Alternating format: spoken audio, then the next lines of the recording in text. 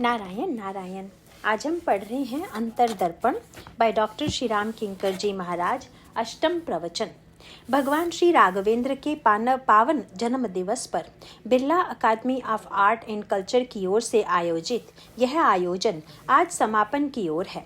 सौजन्यमयी श्रीमती सरला जी बिरला और श्री बसंत कुमार जी का आग्रह एवं उनकी श्रद्धा इस आयोजन में निमित्त बनती है तथा आयोजन की सारी सफलता मंगलमयी अनुकंपा और उनकी श्रद्धा का ही परिणाम है। यद्यपि भगवत कथा का आयोजन तो निरंतर ही गौरवपूर्ण है, परंतु आज सम्माननीय श्री घनश्याम दास जी आए तथा उन्होंने अपनी अनुभव सिद्ध वाणी में मर्म की जो बातें हम सबके समक्ष रखी, उनसे इस आयोजन के गौरव की ओर भी वृद्धि हुई। उन्होंने जो वाणी कही है वह केवल वाक विलास न होकर उनके अंतर्मन की बात है। भगवान की अनुकंपा से उनका जन्मदिन भी आज ही है, अतः मैं अपनी तथा आप सब की ओर से उनके प्रति मंगल कामना प्रकट करता हूँ, जिन्होंने इस कथा यज्ञ में भाग लिया है। आज रामनवमी है, अतः राम जन्म को केंद्र बनाकर ही आज हम अयोध्या कांड का यत् किंचित प्रकाश डालने की चेष्टा करेंगे। इस बार आपके सामने अयोध्या कांड का प्रसंग चलता रहा है। सबसे पहले हम बालकांड के उस सूत्र की ओर आपका ध्यान आकृष्ट करना चाहेंगे जिसमें यह बताया गया कि समाज को ऐसे ईश्वर की आवश्यकता का अनुभव होता है जो समाज की समस्याओं का समाधान कर सके। किंतु सबसे बड़ी कठिनाई यह है कि ईश्वर तो अव्यक्त है और भाई जो व्यक्त नहीं है वह भला व्यक्ति की समस्या को समझेगा कैसे, और जो समस्या को नहीं समझेगा वह उसका समाधान कैसे देगा। इस प्रश्न को दृष्टिगत रखकर रामायण में बहुत सुंदर प्रसंग आता है तथा इस प्रश्न पर विचार करने के पूर्व हमें उस प्रसंग को समझ लेना अत्यंत आवश्यक है। भगवान श्री राघवेंद्र ने विश्वामित्र जी से कहा कि अगर आप आज्ञा दें तो मैं लक्ष्मण के साथ जनकपुर में जाऊं। विश्वामित्र ने मुस्कुराकर पूछा कि क्या तुम नगर देखना चाहते हो? तो उन्होंने कहा कि नहीं नहीं, मैं तो लक्ष्मण को नगर दिखलाने के लिए जाऊंगा, स्वतः मेरे मन में कोई इच्छा नहीं है। और तब विश्वामित्र जी ने प्रभु को आज्ञा दे दी तथा भगवान श्री राघवेंद्र लक्ष्मण को ले जाकर नगर दिखलाने लगे। परंतु सबसे अनोखी घटना उस समय हुई जब जनकपुर के नन्हे नन्हे बालक भगवान राम के पास आ गए और भगवान राम श्री लक्ष्मण जी को दिखाने का कार्य कर रहे थे। उन भगवान श्री राम का हाथ पकड़कर बालकों ने उन्हें दिखाना प्रारंभ किया कि देखिए, यह अमुक वस्तु है, यह अमुक का भवन है, यह रंगशाला है। और इस प्रकार यह बालक सर्वज्ञ ईश्वर को दिखा रहे हैं। पर इसके पीछे भक्तों की जो मधुर भावना है उस पर भी थोड़ा विचार करें। किंतु उस पर विचार करने के पूर्व ज्ञान एवं भक्ति के पार्थक्य की चर्चा आपके सामने की जाएगी। भगवान ने विश्वामित्र जी से आज्ञा मांगते हुए कहा था कि जीव यदि अपनी आँखों से माया जगत को देखेगा तो भ्रम में पड़ जाएगा, इसीलिए मैं अपनी दृष्टि से दिखाऊंगा। इसका सीधा सा तात्पर्य है कि जब हम ईश्वर की आँखों से समस्त ब्रह्मांड को देखने लगे, यह मानो ज्ञान है। और जब जीव की आंखों से ईश्वर देखने लगे तथा हमारी समस्याओं को समझने लगे, यही मानो भक्ति है। और आज ये बालक कहते हैं कि महाराज, आपकी आंखों से तो हमने देख लिया, पर आज हमारी समस्या को आप हमारी आंखों से भी तो देखिए।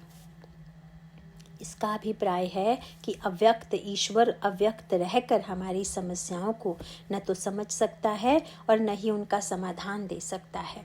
इसलिए अव्यक्त को व्यक्त करने की आवश्यकता है। परंतु प्रश्न यह है कि वह आवश्यकता हमारे आपके जीवन में है कि नहीं।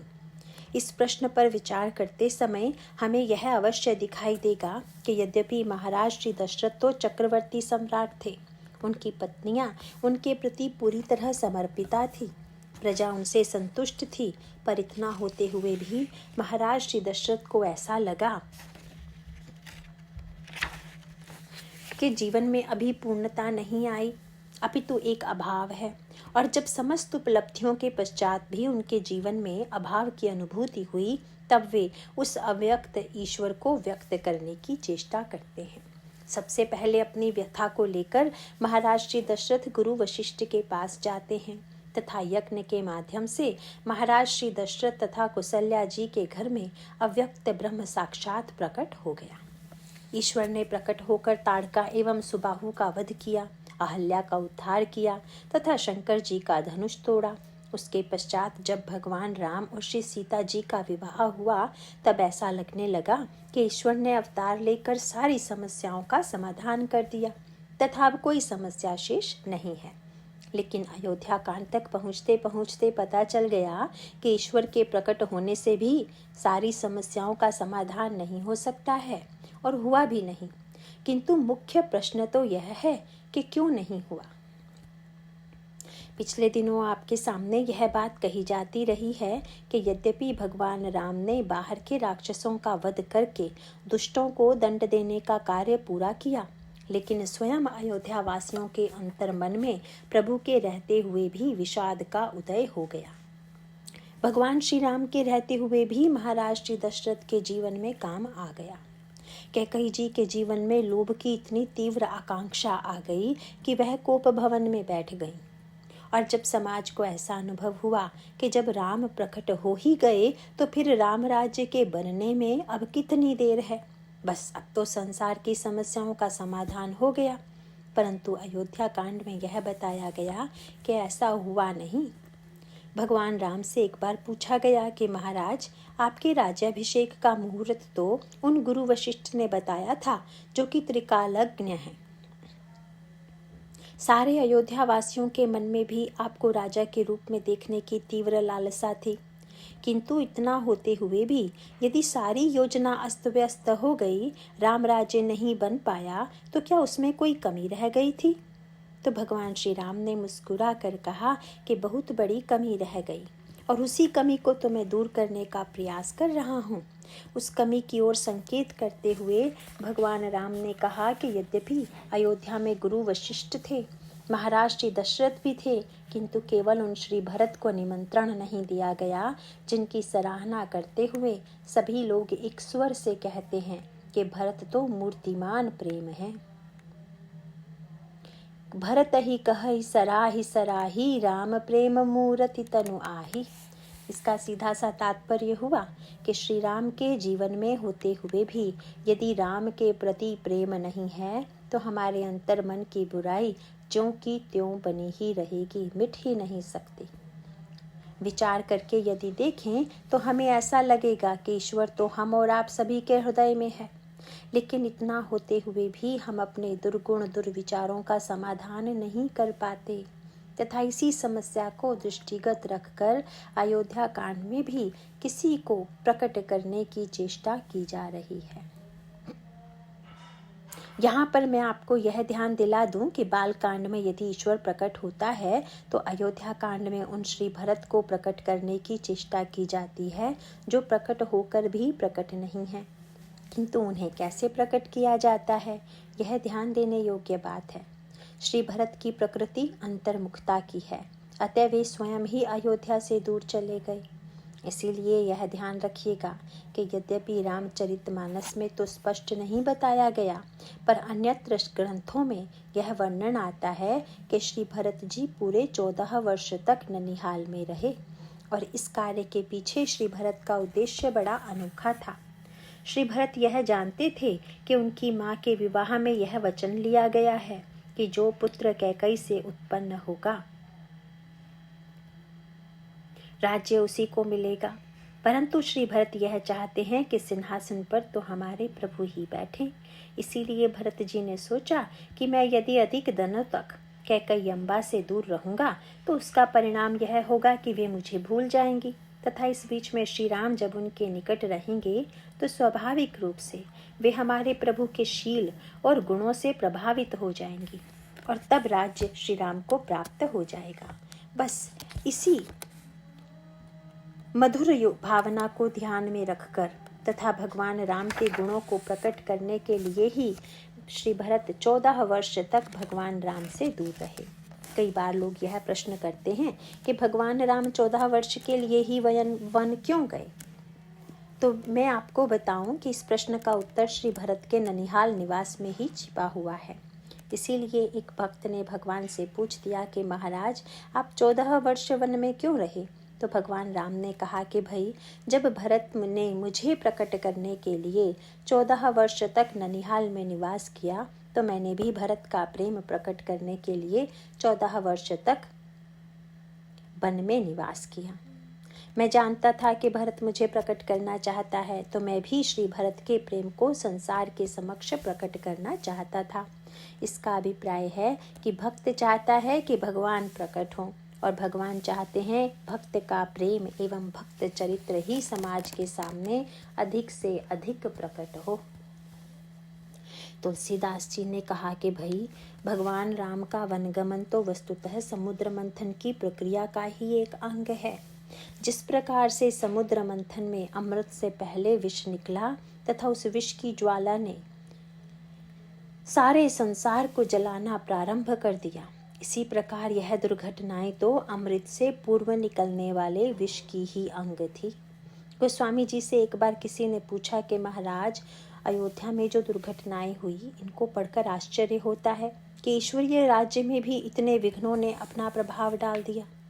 उस समय समुद्र मंथन की पुरानी गाथा का स्मरण करते हुए उन्होंने कहा कि देवताओं और दैत्यों में जब युद्ध होता था, तब देवताओं की मृत्यु हो जाती थी और दैत्य विजयी हो जाते थे। तब अंत में देवताओं ने भगवान से पूछा कि दैत्यों को हराने के लिए हम क्या करें, और तब भगवान ने यह कहा कि समुद्र का मंथन करो। उस समुद्र से जो अमृत निकलेगा, उस अमृत को पीकर तुम अमर हो जाओगे और तब तुम दैत्यों को हरा सकोगे।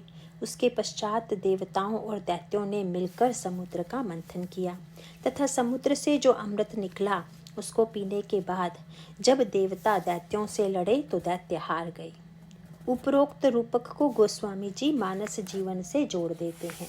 उन्होंने कहा कि जो समस्या देवताओं के सामने थी, वही समस्या हमारे और आपके जीवन में निरंतर विद्यमान है। हमारे और आपके जीवन में भी देवता और दैत्यों का, दुर्गुणों और सद्गुणों का संघर्ष निरंतर चलता रहता है, और बहुधा उस संघर्ष में दिखाई यह देता है कि सद्गुण हारते हैं तथा दुर्गुण जीत जाते हैं। किंतु जब तक सद्गुण अमृत पीकर अमर नहीं होंगे, तब तक दुर्गुणों के द्वारा कोई व्यक्ति दुर्गुण को पूरी तरह से परास्त करने में समर्थ नहीं हो सकता, अपितु सद्गुणों को अमृत पिलाने की आवश्यकता है। किंतु प्रश्न यह है कि हमारे आपके जीवन में जो सद्गुण सद्विचार हैं, उनको पीने के लिए जो अमृत चाहिए, वह कौन सा है? इसका स्पष्टीकरण करते हुए तुलसीदास जी अयोध्या कांड में कहते हैं, प्रेम अमीय, प्रेम ही अमृत है। इसका सरल सा अर्थ यह है कि सद्गुणों के साथ साथ जब तक हमारे हृदय में ईश्वर के प्रति प्रेम नहीं होगा, तब तक हमारे दुर्गुण पूरी तरह से दूर नहीं होंगे। किंतु यह प्रेम है कहाँ तथा कैसे प्राप्त होता है, इस पर भी थोड़ा ध्यान दें। गोस्वामी जी कहते हैं कि जब साधुओं ने भगवान से अनुरोध किया कि महाराज, हमारे जीवन में ऐसे सद्गुण आवें जो दुर्गुणों की समक्ष पराजित न हो सके, तो भगवान ने कहा कि घबराओ नहीं, हम तुम्हारे लिए एक समुद्र मंथन कर रहे हैं। उस समुद्र में से जो अमृत निकालेंगे, उसे पीने के बाद तुम अमर होकर दुर्गुण दुर्विचारों को हरा सकोगे। और इस समुद्र मंथन की प्रक्रिया की ओर संकेत करते हुए गोस्वामी जी कहते हैं कि प्रेम अमीय मंदर बिरह भरत पयोधि गंभीर, मथि प्रगटे सुर साधु हित कृपा सिंधु रघुवीर। उन्होंने कहा कि जिस समुद्र का मंथन किया जाएगा, वह समुद्र है भरत, तथा 14 वर्ष के वियोग को मथानी बनाकर भगवान श्री राघवेंद्र भरत समुद्र का मंथन कर रहे हैं, और श्री भरत का प्रेम ही वह अमृत है जो इस मंथन के द्वारा प्राप्त होगा। प्रभु का अभिप्राय है कि श्री भरत के प्रेम का जब व्यक्ति पान करेगा, तभी उसकी समस्याओं का समाधान होगा। किंतु इस प्रेम के प्रकट होने एवं उसके द्वारा समाज की समस्याओं का समाधान करने की पद्धति सर्वथा अनोखी है। कल आपके सामने यह बात कही जा रही थी कि समस्याओं का समाधान 2 रूपों में किया जाना चाहिए, एक तो हृदय परिवर्तन के माध्यम से और दूसरे दंड के द्वारा। लेकिन इन पद्धतियों पर विचार करते हुए हमें यह लगेगा कि यदि केवल हृदय परिवर्तन की बात कही जाए तो विश्व में समस्त प्राणियों का हृदय परिवर्तन संभव नहीं है। इसीलिए केवल हृदय के परिवर्तन मात्र से भी कार्य नहीं चलेगा, और अगर केवल हिंसा एवं दंड के द्वारा समाज को बदलने की चेष्टा की जाए तो हमें यह दिखाई देगा कि दंड तथा हिंसा के द्वारा थोड़ी देर के लिए व्यक्ति को बदला जा सकता है, लेकिन उसे पूरी तरह से बदला नहीं जा सकता। इसलिए आवश्यकता इस बात की है कि दोनों प्रक्रियाओं को एक साथ जोड़ दिया जाए। भगवान चाहते हैं कि दूसरों का हृदय भी बदले, क्योंकि जिनका हृदय बदल जाता है वे धन्य हो जाते हैं। कुछ इसी प्रकार का संकेत बाली के प्रसंग में भी आता है। बाली जब स्वयं में द्रवित होता है तो भगवान भी करुणा युक्त होकर बाली को मारने की अपनी प्रतिज्ञा भूल जाते हैं। इसका अभिप्राय यह है कि भगवान को भी अभीष्ट यही है कि समाज में व्यक्ति का हृदय बदल जाए।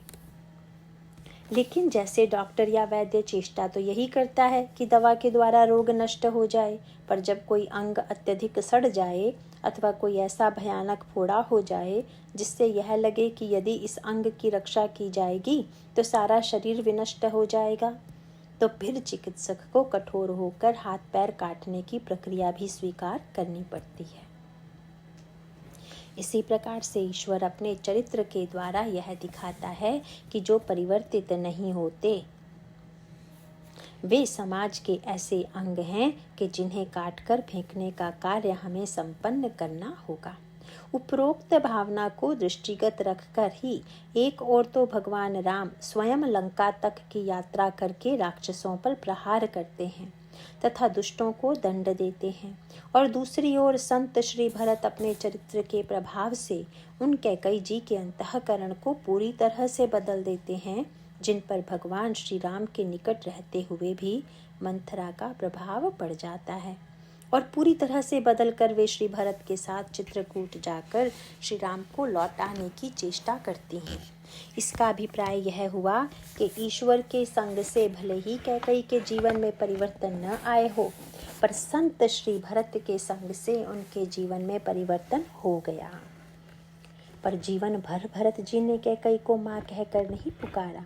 एक बार भगवान राम ने पूछ दिया कि भरत तुम इतने बड़े संत हो कि अपनी विनम्रता के कारण सारे संसार को पूज्य दृष्टि से देखते हो, इसलिए मुझे तो यह विश्वास नहीं होता कि तुम मेरी माँ कैकेयी से घृणा करते होगे, लेकिन फिर भी तुम उन्हें माँ कहकर क्यों नहीं पुकारते।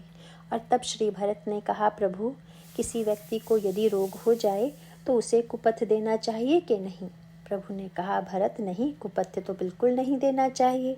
तो श्री भरत ने कहा, महाराज हमारी माँ ने जितने अनर्थ किए वे मुझे बेटा समझकर ही तो किए, इसीलिए मैं समझ गया कि माँ बेटे का नाता ही इनके लिए कुपथ्य है। और तब मैंने सोचा कि अगर मैं माँ कहूँ और कहीं फिर से इनमें ममता जाग जाए तो बड़ा अनर्थ होगा। इससे अच्छा यही है कि न मैं माँ कहूँ और न इनके अंतःकरण की ममता जागे। और तब भरत जी ने प्रभु के चरणों को पकड़कर कहा कि महाराज मैं तो यही समझकर इन्हें माँ नहीं कहता, और सारे मानस में श्री भरत की यही भूमिका है।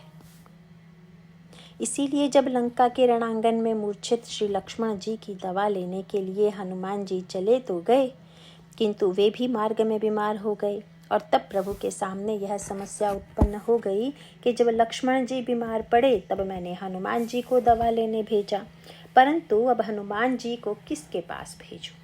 और तब भगवान को तुरंत अयोध्या वाले वैद्य की याद आई, और श्री भरत तो रामायण के वैद्य हैं ही। उनका परिचय देते हुए गोस्वामी जी कहते हैं कि भरत दरस मेटा भव रोगु, और सचमुच श्री भरत के द्वारा उनका रोग नष्ट कर दिया गया। इसीलिए जब श्री हनुमान जी इधर लेकर आए तो भगवान राम ने हनुमान जी को हृदय से लगा लिया तथा बड़ी प्रशंसा की और कहा कि हनुमान मैंने सुना है कि इस यात्रा में तुम्हारा भरत से मिलन हुआ, तो क्या यह सत्य है? और यदि सचमुच मिलन हुआ तो बताओ मुझ में और भरत में क्या तुम्हें कोई अंतर दिखाई दिया? प्रभु का वाक्य सुनकर हनुमान जी ने कहा, महाराज पहले तो मैं श्री भरत जी के बाण से अयोध्या में गिरा, किंतु गिरने के पश्चात जब मेरे नेत्र खुले और मैंने श्री भरत की ओर देखा तो सबसे पहले मुझे यह भ्रम हो गया कि शायद अब तक मैं दवा लेकर लौटा तब तक आप लंका की लड़ाई जीतकर अयोध्या लौटकर आ गए हैं। लेकिन बाद में जब मैंने विचार किया तो पता चल गया कि नहीं, आप में और उनमें कुछ अंतर है। और उस समय दोनों का अंतर स्पष्ट करते हुए श्री भरत हनुमान जी जो बात कहते हैं वह बड़ी ही रसमयी है। श्री हनुमान जी ने कहा, महाराज, श्री भरत के पास 2 बाण ऐसे हैं जो किसी के पास नहीं हैं। तथा उनकी व्याख्या करते हुए कहा, महाराज, यहाँ से जब मैं दवा लेने गया तो आपके चरणों का स्मरण करके चला, लेकिन फिर भी मेरे मन में न जाने कहाँ से अभिमान की छाया तो पड़ ही गई। सुनि कपि मन उपजा अभिमान। और साथ ही मेरे मन में यह भ्रम हो गया कि यदि मैं न होता तो रणांगन से लक्ष्मण जी को उठाकर और कौन ले आता, और कौन वैद्य को घर सहित ले आता, और मैं यदि न होता तो दवा भी कौन ले आता। लेकिन प्रभु, मेरे भ्रम का निवारण तो तब हुआ जब श्री भरत का बाण लगा। प्रभु ने कहा, हनुमान, भरत ने तो तुम्हारे ऊपर बाण चलाकर बड़ा बुरा किया। किंतु हनुमान जी ने कहा, महाराज, मेरे ऊपर बाण नहीं चलाया, अपितु उन्होंने तो मेरे अभिमान पर बाण चलाया। क्योंकि प्रभु, भरत जी का बाण लगते ही पहले तो मैं मूर्छित होकर गिर गया, और बाद में जब उनकी कृपा से मेरे नेत्र खुले तो मुझे चिंता हुई कि वह दवा का पर्वत कहाँ चला गया। और तब मैंने देखा कि दवा का पर्वत लटक रहा है। तब मैं समझ गया कि भरत जी के बाण ने मुझे दिखला दिया कि अगर पर्वत तुमने उठाया होता तो तुम्हारे साथ वह भी तो गिरता, किंतु तुम्हारे गिरने के पश्चात भी पर्वत नहीं गिरा।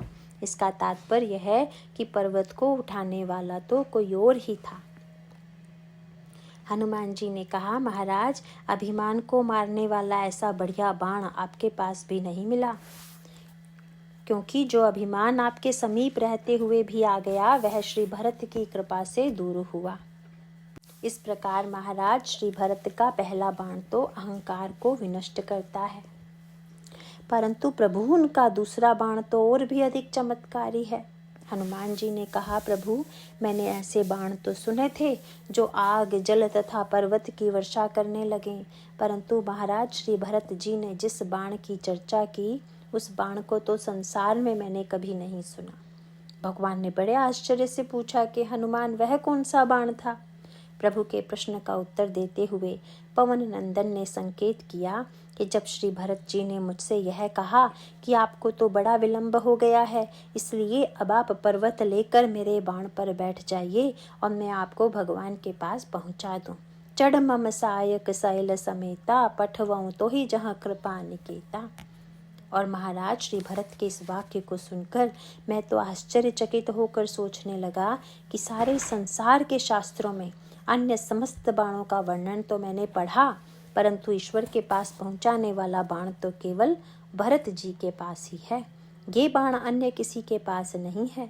श्री हनुमान जी ने कहा, प्रभु, इस प्रकार श्री भरत जी का एक बाण तो अहंकार को मारता है तथा दूसरा आपसे मिलाता है।